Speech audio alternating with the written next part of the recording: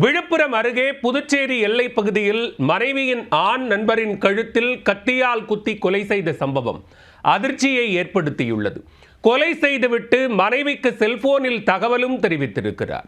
கொலையின் பின்னணி என்ன?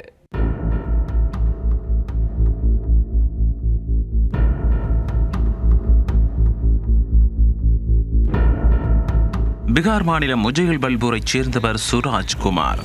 இவர் தன்னுடைய குடும்பத்துடன் தமிழகம் மற்றும் புதுச்சேரி எல்லையான மடுக்கரையில் வசித்துக் கொண்டு அதே பகுதியில் உள்ள தனியார் பிளைவுட் கம்பெனியில் வேலை செய்து வருகிறார்.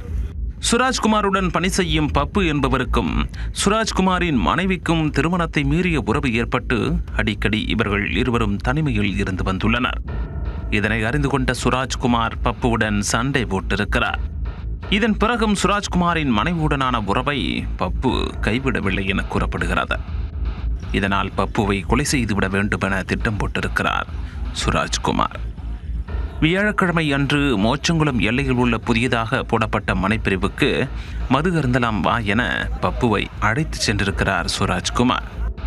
அவர் சொன்னதை நம்பி அங்கு சென்ற பப்பு சுராஜ்குமாருடன் மது அருந்திய நிலையில் போதையில் இருந்த பப்புவிடம் சண்டையிட்டு கையில் ஏற்கனவே கொண்டு வந்திருந்த கத்தியால் பப்புவின் கழுத்தில் குத்தி கொலை செய்திருக்கிறார் சுராஜ்குமார்.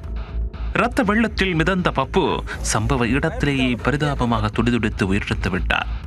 இதனை அடுத்து சுராஜ்குமார் தன்னுடைய மனைவிக்கு செல்போனில் அழைத்து பப்புவின் கழுத்தை கத்தியால் குடித்து கொலை செய்துவிட்டதாக தெரிவித்திருக்கிறார்.